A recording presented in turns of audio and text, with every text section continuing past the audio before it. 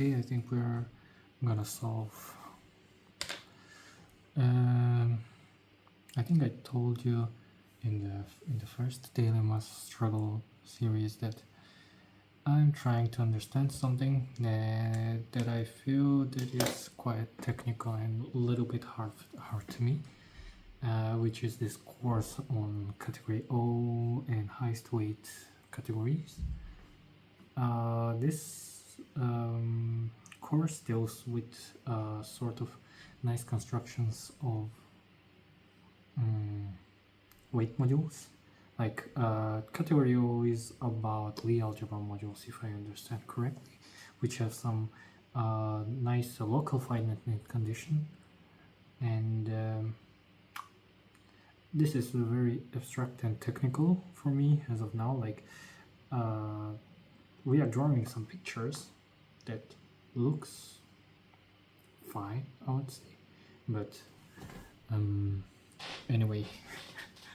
I mean, it's full of abstract nonsense. I think you will see it very soon when I'm gonna try to solve this.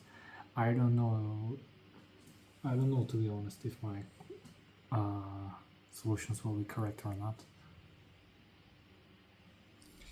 Yes, sorry for interrupting. I just have this Frankenstein Lamy Safarian All-Star, which I couldn't fit in my cartridge, and I was just trying to put in, and I accidentally blew up the other side, and the ink spread a bit before. And yeah, I noticed, oh my god, my dormitory wall is a bit contaminated by the ink. I don't know what to do, to be honest. I hope the dormitory manager won't get mad if when I move out. Anyways,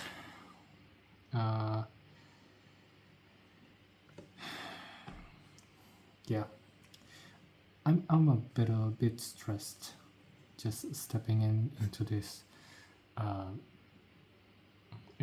exercise, because to be honest, I understand almost nothing. But I'll try my best. Unlike the first series, I did sort of some preparation by reading out some lecture notes, which I'm very skeptical that it helped, to be honest. What I need to do is I need to compute the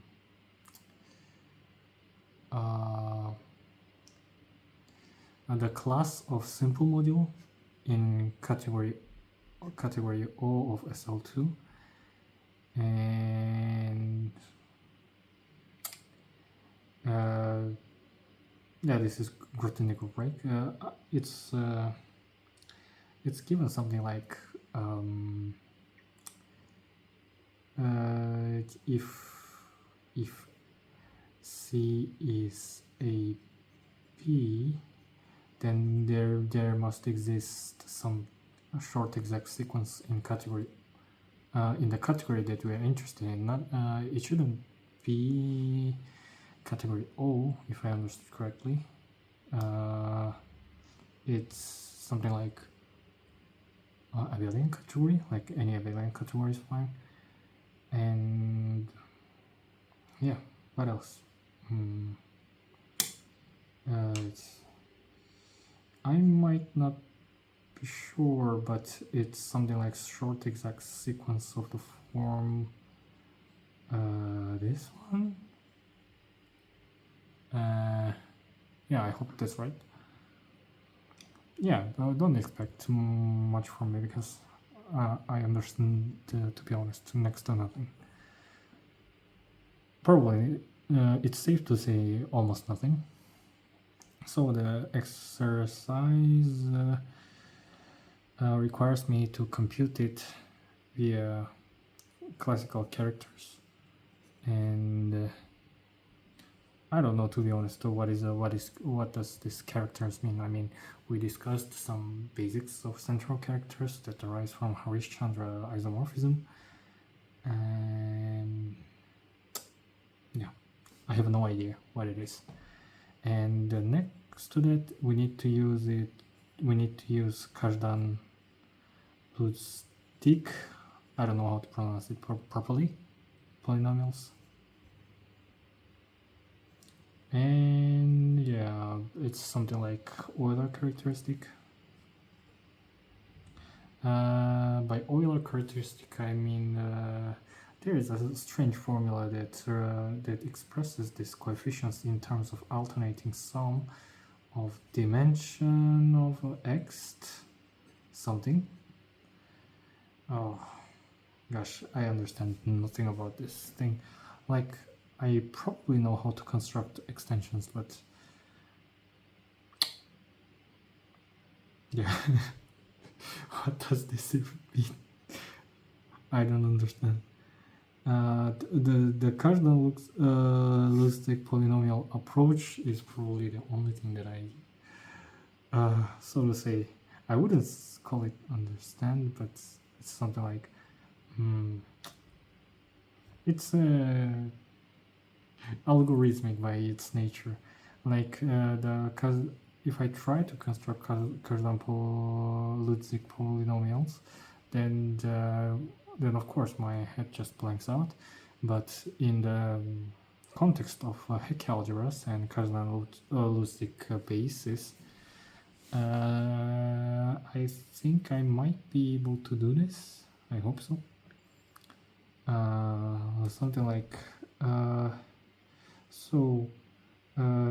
the while group of SL2, in this case, it's just generated by two things, E and S, and right. I mean, not the while group. I guess it's in the linkage class of O0. Whatever that means. I'm just doing it algorithmically, to be honest. I understand next to nothing. Like,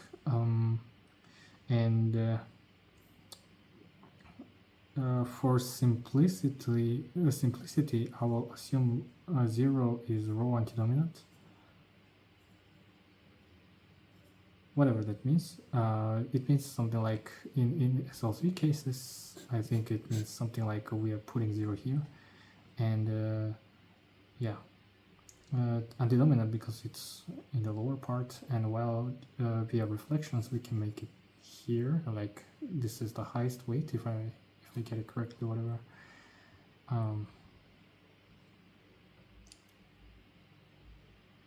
Yeah, something like this. And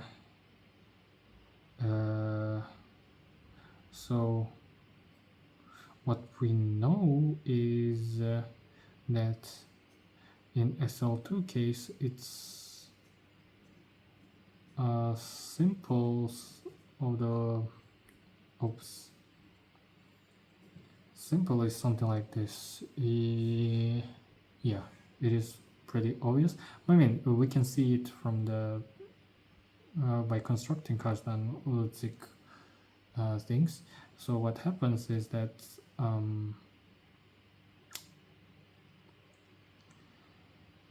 this is a little bit counterintuitive. Like the specific construction that I will be choosing will correspond to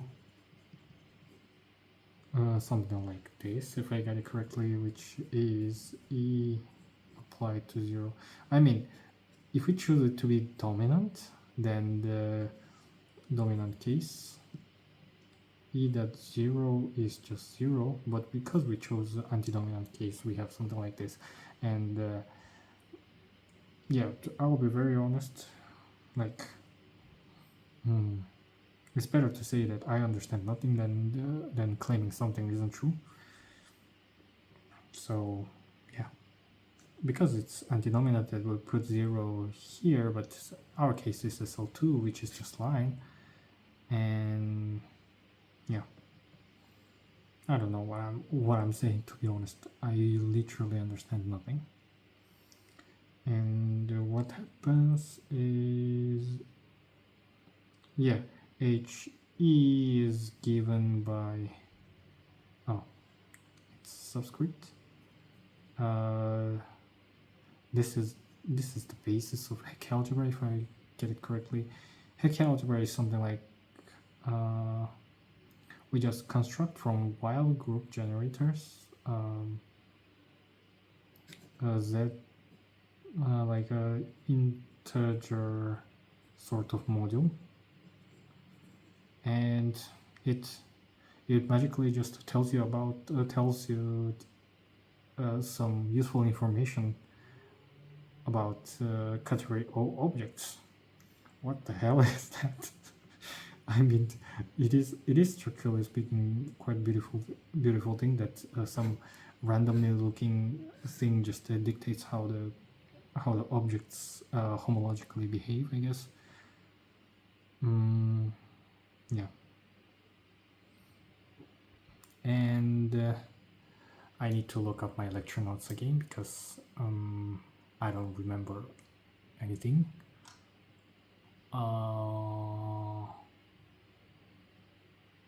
What is this?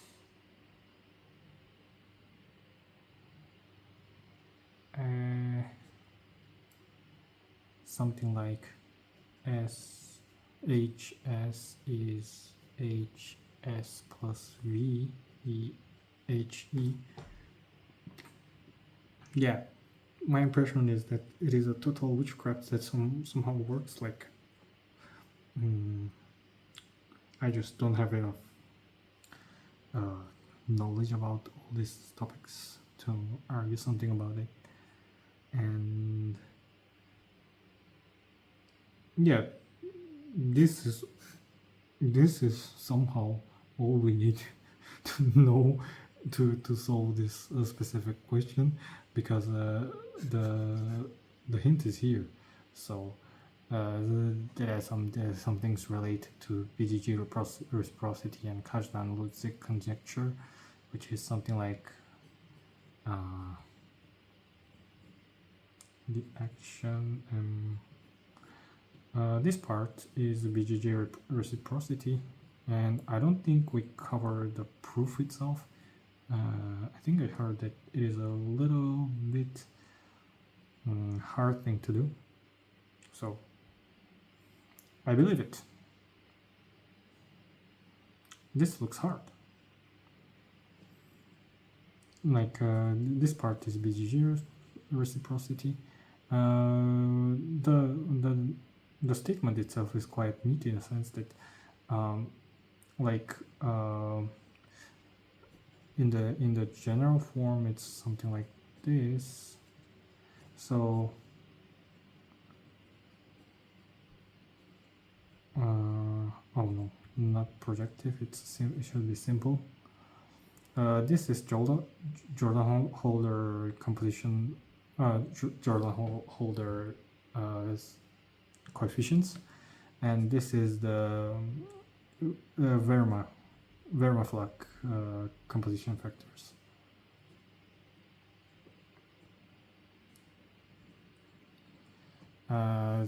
I think the motivation behind it became slightly more clear once we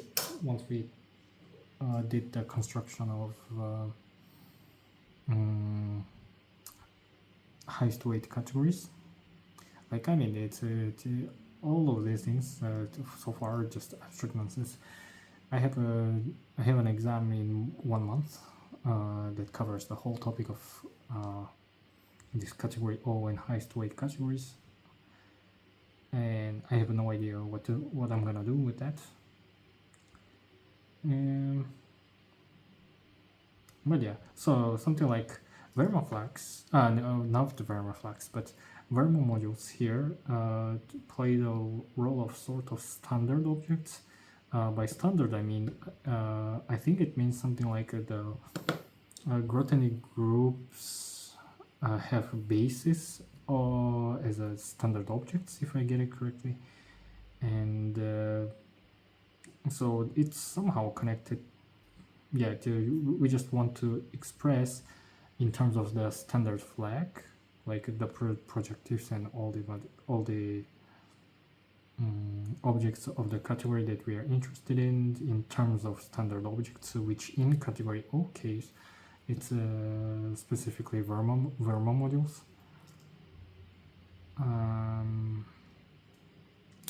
Yeah.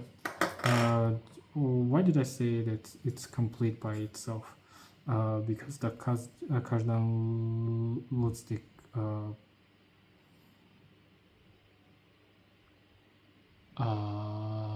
Kazhdan-Lusztig conjecture, which is now which was proven, and it's a theorem now, says something, states the following thing, and yeah, so basically saying this polynomial evaluated one tells you this somehow magically these coefficients. Yeah, this is a true magic for me. So let's write down first in our convention how each this thing means.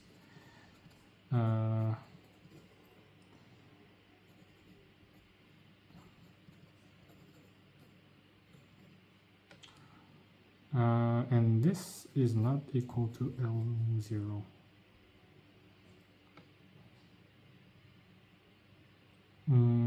Yeah. Right? Yeah. I hope it's right. And let's apply this directly. So P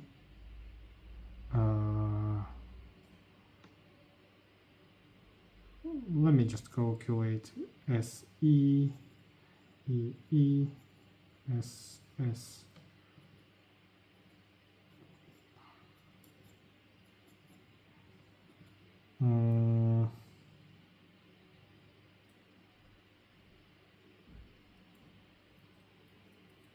this is the P of what? E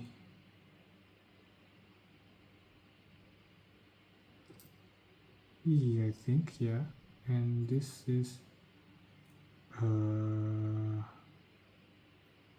no, this is correct. PEE1, yeah, because the parameter V is already non-existent here, and oh, I shouldn't have written this. I think it's something like L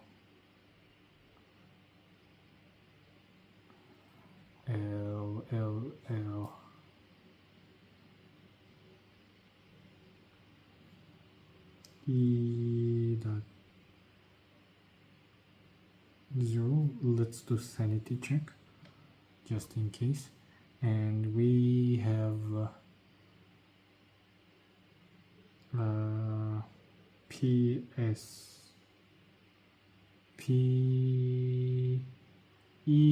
being 0, right? Yeah, PES being 0, so we have only one thing remaining. This is PEE, right? Yeah, PEE, I think, which has coefficient 1. So it's 1 times M E dot 0, which is just M minus 2. This is minus 2. So we have the following.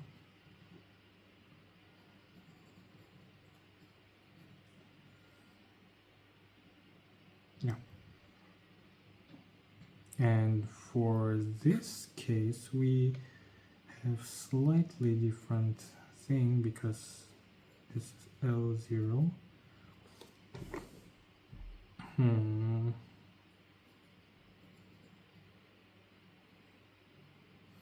S is 0. Okay. Am I doing it right? Or whatever. Let me write down. Is this correct?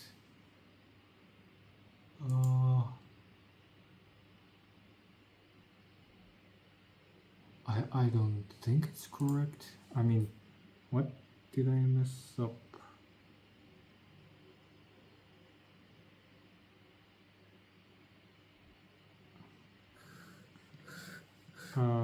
Is it the other way around? Ah, yeah, composition factor, so it should be the other way around.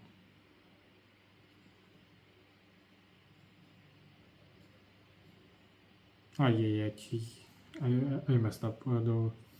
The Verma flag with composition factor, right?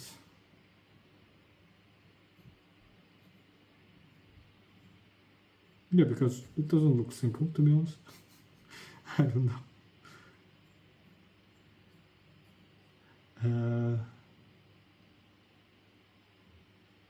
Yeah, I think this is what was being asked for now. Oh. Then what do we have?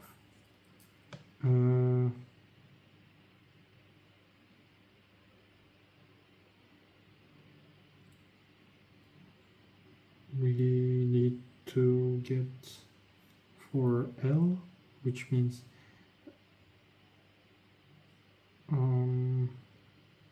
what is this?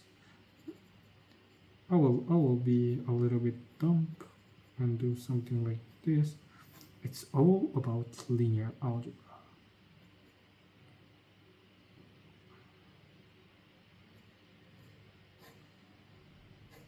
L0, L minus 2, and yeah, I think we need to just invert it. And what is the inverse of it? If I just do 1, 1, 1, 1, 1, 1, is it getting inverted? No, it's not getting inverted. But I mean, it's a too simple thing to think about matrix inversion. I'll just put this thing here and substitute back. Oh, I don't have to substitute it back. I just need to put it here and then put it there, which gives me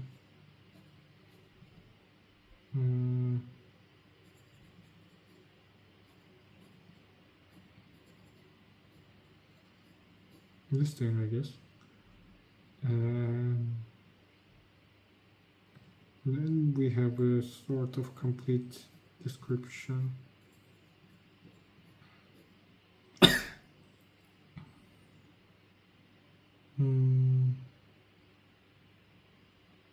Yeah, I don't know how it turned out to work, but somehow I think I have the solution for the using the witchcraft of Kazhdan-Lusztig conjecture, I guess.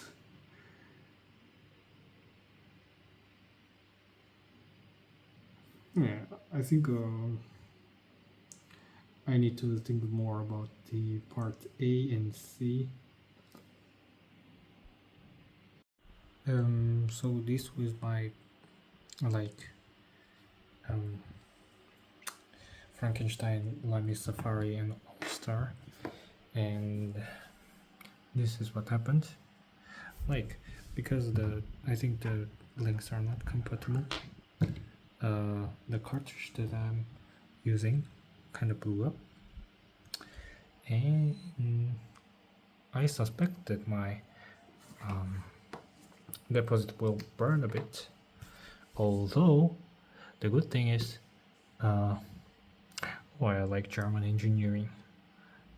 This is something called Königsblau in Germany, I guess. And what is good about this is there is something called Tintenkiller, which is like it kills the Königsblau, and I think you'll be able to see this.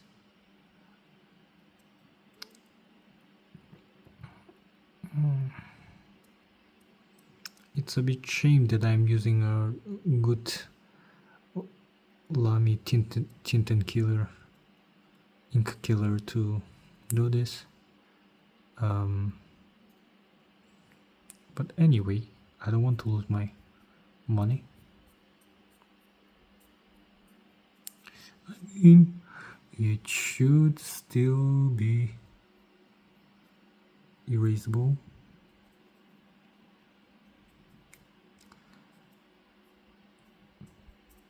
I think chemically what happens is that this German Königsblau inks have sort of a special chemical formula that gets killed by this thing. So I'm actually not scrubbing, but it's just I guess getting transparent.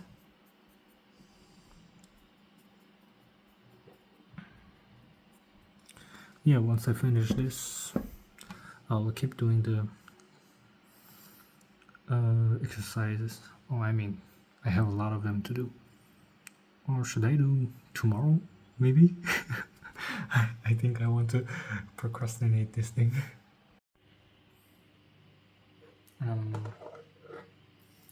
Okay, let's try to continue.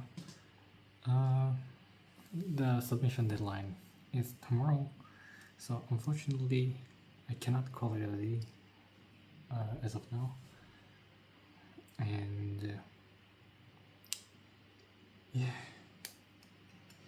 the thing is, I think I told you while I was solving part B that it might be connected to Harish Chandra isomorphism and central characters, but I think I reread the lecture notes and I think my speculation was kind of incorrect, because central characters I think tells you something about the linkage class, not exactly about how inside a linkage class it is behaving, whatever that means.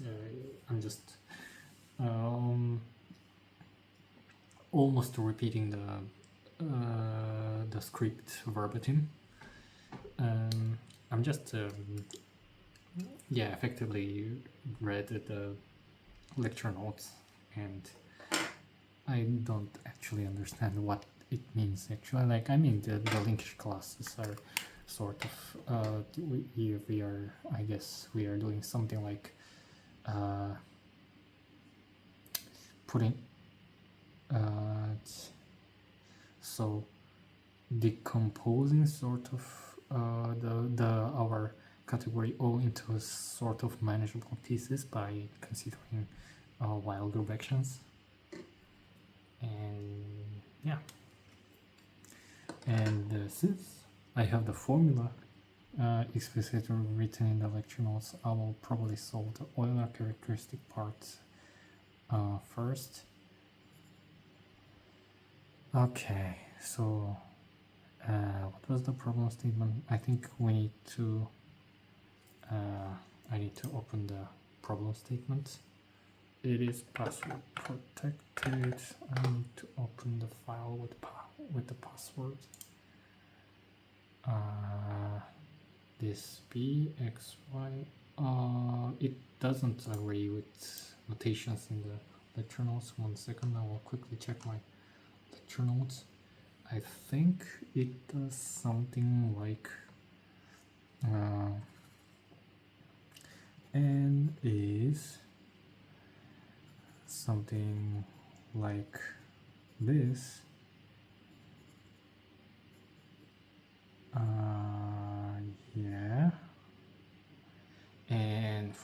a specific case of problem. 1 second, I'll open it again. N is L x 0, then it's gonna be not x, it's y now, right? Yeah, y. N, not N, L x 0, and in terms of Verma's y 0.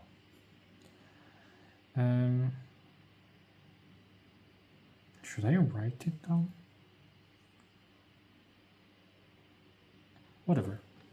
So, the formula for EXN is given by this alternating sum. 1 second. In our case, we are not considering the x modules by itself, but I think it should be dimension. Oh my god, what is this? Oh, why do I have spider in my room?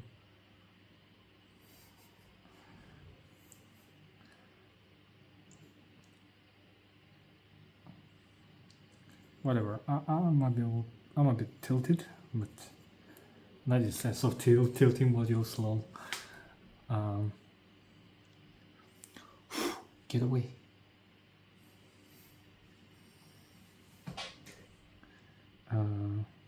Whatever. Okay.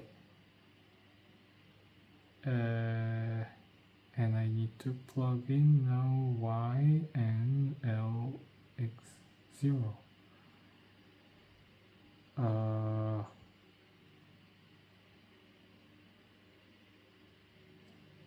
What do I have? I think so let's consider case by case, because we have only 2 cases, L0 and L minus 2. L minus 2 is sum of E L minus 2 and E applied to what? E applied to 0 in antidominant convention. It's minus 2 plus wait, is it dominant or antidominant? I think in this case we want, to be honest, I want to go back to on this part, like E applied to 0 is 0. Oh my god, the spider is becoming my companion to study. It is a little bit more struggle.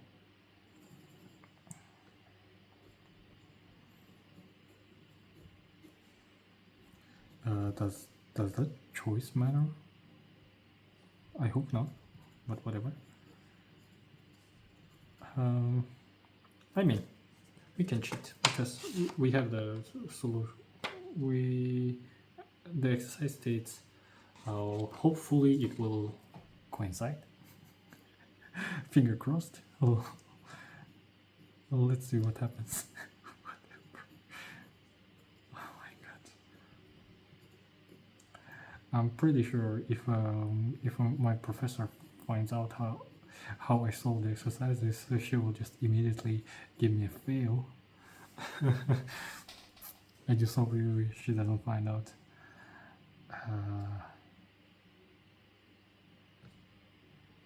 So yeah, we are using dominant convention, and E is defined as something like this. And what do we have? It's for N0 we have X 0. This is home.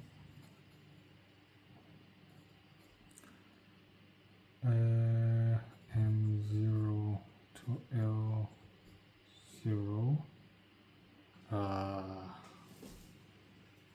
I need to consult my lecture notes.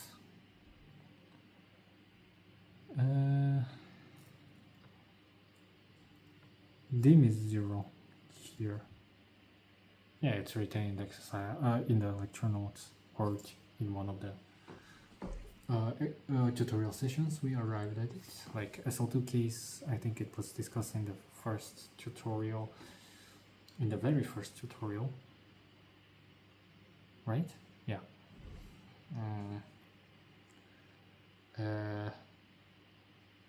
For x1 case, am I doing it correctly? M0. Yeah. We can't have trivial. We want. Oh, we want this to be 0. Why is it the case? Or wait.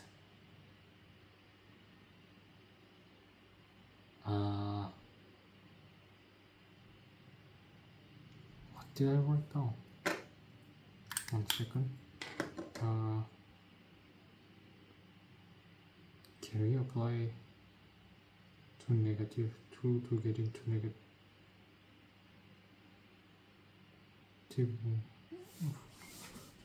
Can we apply something to -2 to get to 0?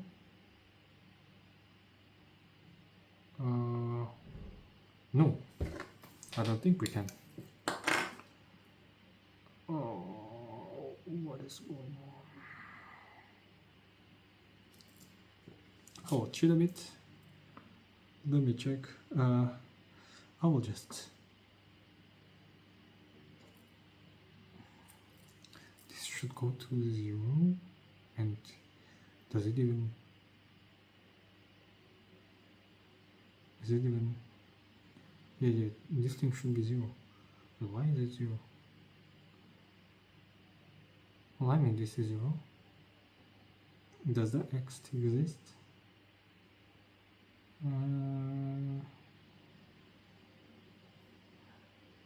Wait, is it?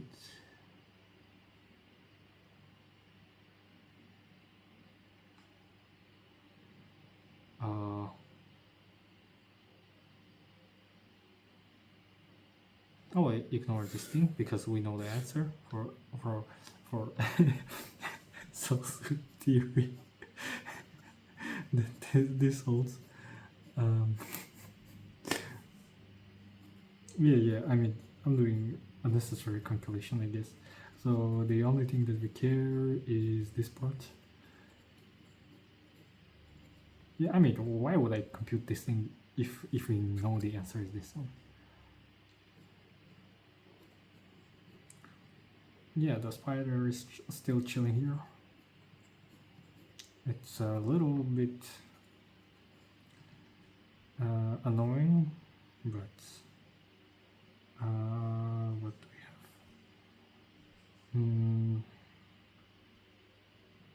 What do we have?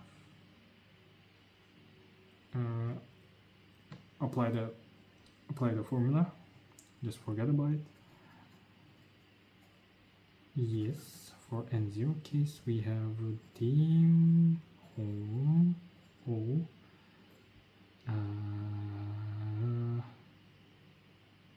m0 to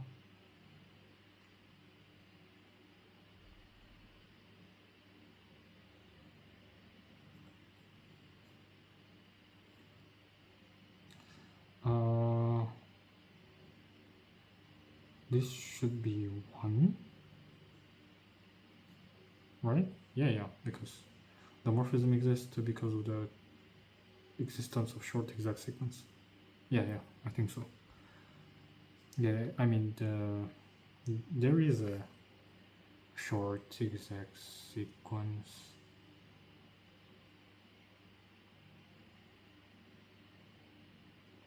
Or is it coming from short exact sequence?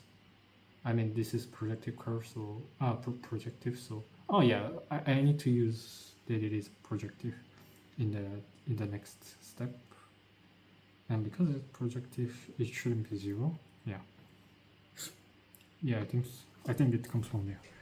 Comes from the fact that it is actually not just P0 projective.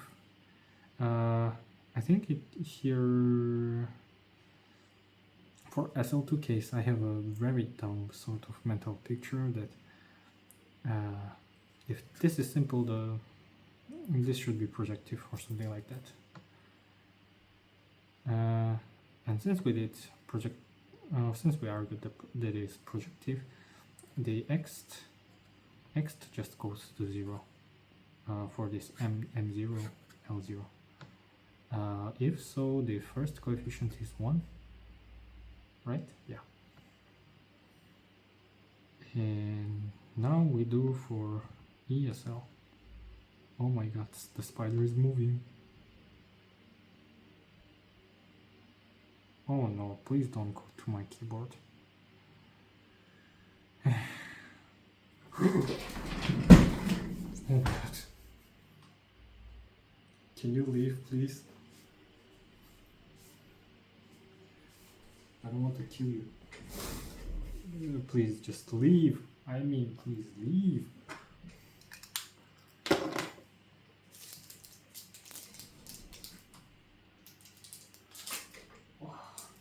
Get away. Get away.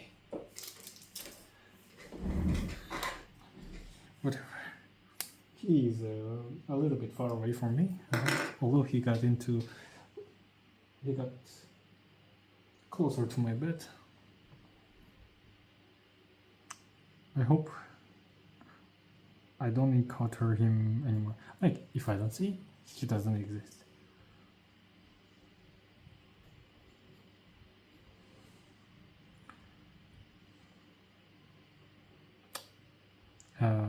What am I? Ah, no, not this one. Dim, who,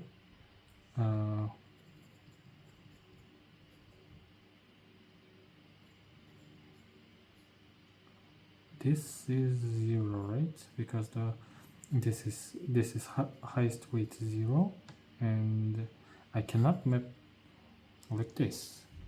Yeah, I cannot. This Verma module has highest weight vector -2, and it means that I cannot map as a G module morphism to highest weight vector 0. Yeah, it's alright.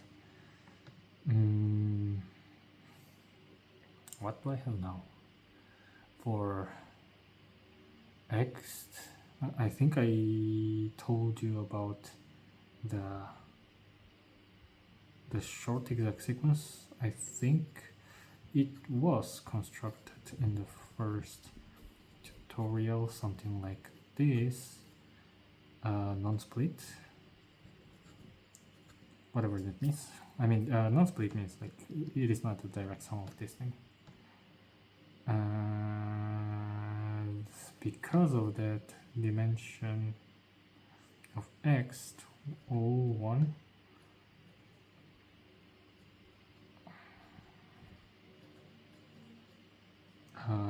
is 1. If so, we have this coefficient -1, which we successfully cheated through and got the correct answer. Yeah. We need to do finally the character. Right? Yeah. We need to do character. For character, I googled the former character for Vermas, and it is pretty simple that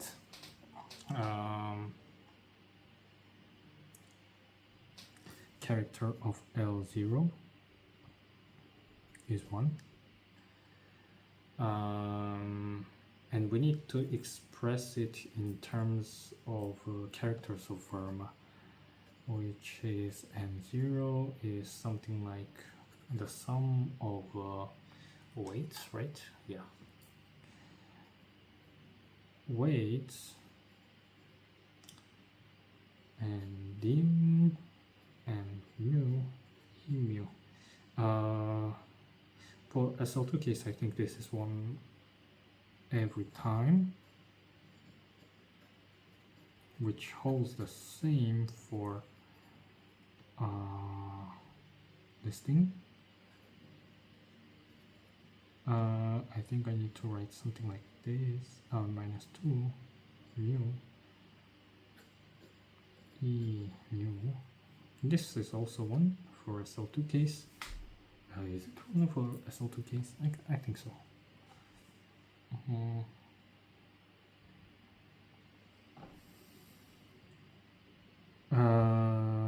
For this one we have 0, minus 2, minus 4, minus, and on and on and on. And this starts from minus 2 to minus 4, minus 6, and so on and on. And what do we have? At the end, we want to have 1 as a sort of linear combination, a character m0 plus b character m minus 2. Right? Yeah.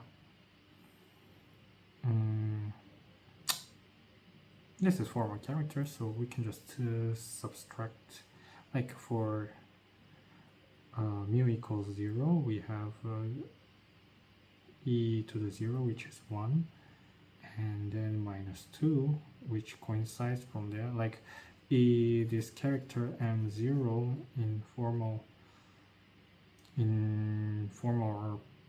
sum, it's gonna be 1 plus character m minus 2, because how the weights are structured. And from this we can conclude a is 1, b is minus 1, which we get something like this. I think there was something like how characters correspond to the isoclasses in Grothendieck group. I hope I did everything right. And yeah, this is it for now.